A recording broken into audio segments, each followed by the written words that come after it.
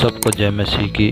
अगर आप इस वचनों के द्वारा आशीषित हो रहे हैं तो चैनल को सब्सक्राइब करें, कमेंट करें और लाइक करें। आइए आज के विषय के लिए हम प्रार्थना करेंगे। जो आज का विषय है प्रभु यीशु को निमंत्रण देना। आइए हम प्रार्थना करें। पिता, हम धन्यवाद करते हैं आज के वचन के लिए। प्रभु जी, पवित्र आत्मा मैंने तेरा आत्मा मुझ में होकर प्रभु बातें करे।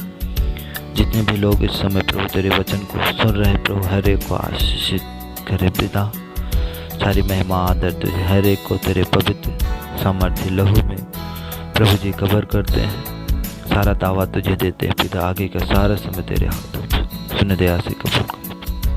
आमीन।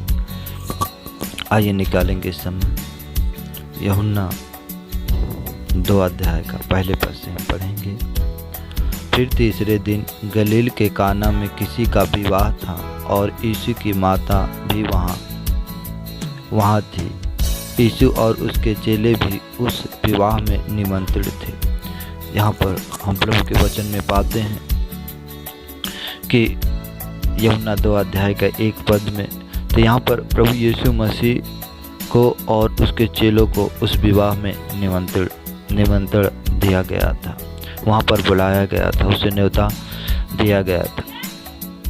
जब दाखरस घट गया तो यीशु की माता ने उससे कहा, उनके पास दाखरस नहीं रहा। यहाँ पर हम देखते हैं कि वहाँ पर दाखरस घट गया। दाखरस वो होता है, अंगूर को क्या करते हैं, उसको निचोड़ते हैं। निचोड़ने के बाद उसे किसी जार में रख देते हैं। जब वो पुराना जब हो जाता है उसे पीते हैं, उसे दाखरस कहते हैं। दाखरस और मदिरा 2 हैं।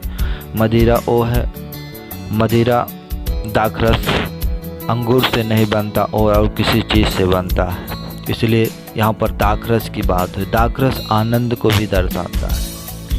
यहाँ पर हम देखते हैं यूहन्ना 2 अध्याय के 4 पद पढ़ेंगे। यीशु ने उससे कहा, हे महिला, मुझे तुझसे क्या काम, अभी मेरा समय नहीं आया। यहाँ पर हम देखते कि प्रभु ने कहा हे महिला। जब उनकी माता ने उनसे कहा कि दाखरस घट गया, प्रभु ने कहा हे महिला, अभी मेरा समय नहीं आया।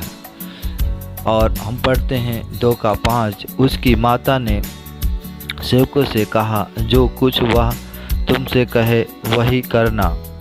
वहाँ यहूदियों को शुद्ध करने की रीत के अनुसार पत्थर के 6 मटके धरे थे, जिसमें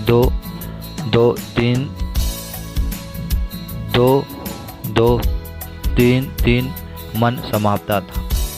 यहाँ पर हम देखते हैं कि यहूदियों को शुद्ध करने के लिए 6 मटके धरे थे, जिसमें 2 और 3 मन समाता था।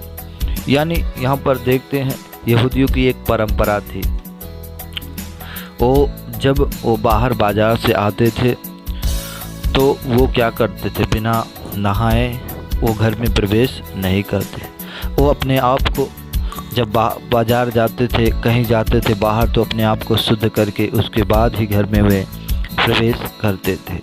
और हम पढ़ेंगे 7, यीशु ने उससे कहा, मटकों में पानी भर दो। उन्होंने उसे मुँह भर दिया। तब उसने उससे कहा, अब निकाल कर भोज के प्रधान के पास ले जाओ। और वे ले गए। यहाँ पर लिखा है कि प्रभु ने 6 मटकों को कहा, इसे पानी से मुँह भर दो। यहाँ पर उसके बाद कहा, ले जाकर भोज के प्रधान के पास उसे दो। हम पढ़ेंगे और आगे के वचन। परंतु जिन सेवकों ने पानी निकाला था वे ना जानते थे। तो भोज के प्रधान ने दूल्हे को बुलाकर उससे कहा, हर एक मनुष्य पहले अच्छा दाखरस देता है, और जब लोग पीकर छक जाते हैं तब मध्यम देता है, परंतु ने अच्छा दाखरस अब तक रख छोड़ा है।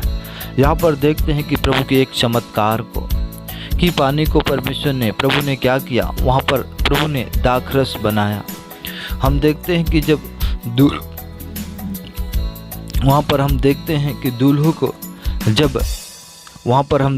दूल्हे को बुलाकर वहाँ का जो प्रधान है वो कहता है, भोज के प्रधान कहता है कि लोग सबसे पहले अच्छा देते हैं, उसके बाद मध्यम देते हैं, तूने अब तक अच्छा दाक रस रख छोड़ा है।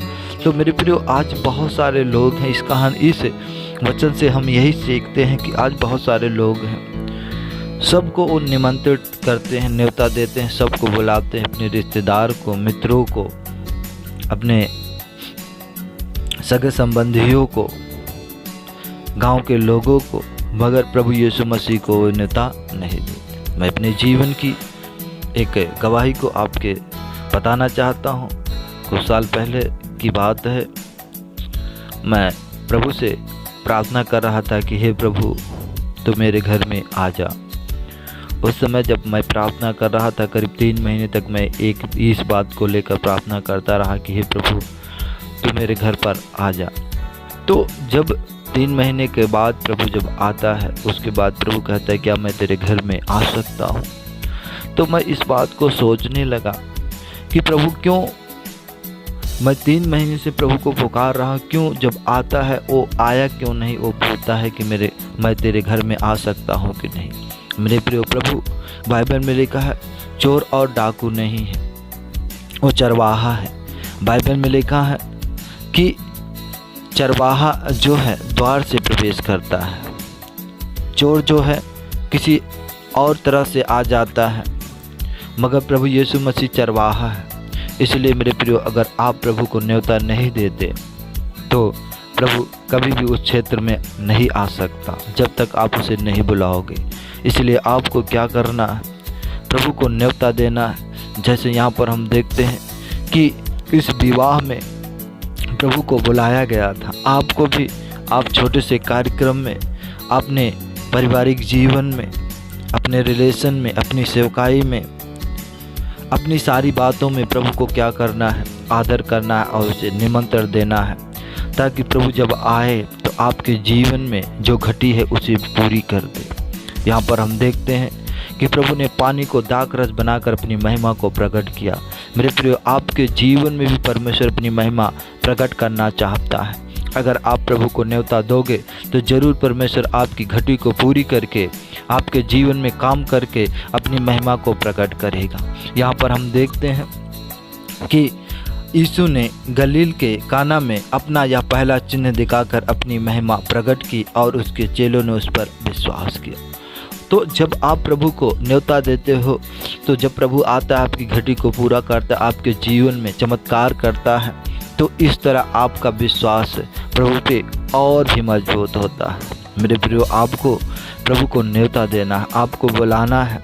अगर आप अपने जीवन में संघर्ष कर रहे हो, चाहे जो क्षेत्र हो, आपको प्रभु से कहना है कि प्रभु मैं इस जीवन में संघर्ष कर रहा हूँ, प्रभु तू मेरे जीवन में आ जा। तो ज़रूर परमेश्वर जब आपके उस क्षेत्र में आएगा, चाहे फाइनेंस का क्षेत्र हो, चाहे पारिवारिक से क्षेत्र हो, चाहे सेवकाई का क्षेत्र हो, चाहे शिक्षा का क्षेत्र हो, चाहे जो भी क्षेत्र हो, वो प्रभु आपको ज़रूर आशीष करेगा। इसलिए आपको क्या करना है? प्रभु को न्योता देना है, प्रभु को बुलाना है कि प्रभु तू आ जा। बाइबल में लिखा है, अगर हम पढ़ते हैं यूहन्ना 15 अध्याय के वहाँ पर 4 पद में लिखा है कि तुम मुझसे अलग होकर कुछ भी नहीं कर सकते। अगर हम प्रभु से अलग होकर काम करना चाहेंगे मेरे प्रियो, हम उसमें असफल हो जाएंगे, हम हार जाएंगे, हम निराश हो जाएंगे। हमें निराशा के सिवा और कुछ नहीं हमारे हाथ लगेगा। इसलिए हमें प्रभु को क्या करना है? न्योता देना है। आइए समय हम आँखों को बंद करेंगे, हम प्रार्थना करेंगे। पिता, हम धन्यवाद करते हैं, परमेश्वर तो महान है। इस समय जितने भी लोग प्रभु तेरे वचन को सुन रहे प्रभु जी, इनके द्वारा तेरी महिमा हो। जैसे परमेश्वर काना के शहर में परमेश्वर, ओ प्रभु जी, जब तुझे न्योता दिया गया, तूने पानी को दाख रस बनाकर अपनी महिमा को प्रकट की। वो चिन्ह चमत्कार करके प्रभु जी, वैसे इन भाई बहनों को तेरे बलवंत हाथ में देते हैं प्रभु। मैं नहीं जानता प्रभु वो कहाँ पर परमेश्वर ये गिरे हुए, कहाँ पर ये निराश है प्रभु, किस स्थान पर प्रभु जी इनके जीवन में प्रभु आशीष नहीं है प्रभु जी। जैसे ये परमेश्वर तुझे सच्चे दिल से पुकारते हैं प्रभु जी, आप इनके जीवन में उस क्षेत्र में आकर प्रभु जी इनके जीवन चमत्कार करके अपनी महिमा को बढ़ाए। हर एक को प्रभु जी तेरे बलवंत हाथों में सौंपते हैं प्रभु जी। ओ सारी महिमा आदर तुझे देते हैं प्रभु। यदि इनमें से कोई बीमार है परमेश्वर, ओ प्रभु जी किसी के पास पैसे नहीं है प्रभु जी, किसी के पास घर नहीं है परमेश्वर, हम मांगते हैं जिनके पैसे नहीं उन्हें पैसे देकर आशीष करे, जिनको घर नहीं उन्हें घर देकर आशीष करे, ताकि परमेश्वर ये तेरी महिमा को करने पाए। पिता इन्हें आशीष दे प्रभु जी, इन्हें सिखाएं परमेश्वर। हम धन्यवाद कहते हैं किया यीशु के सामर्थ्य नाम मांगते, सुन दया से कबूल कर पिता, आमीन।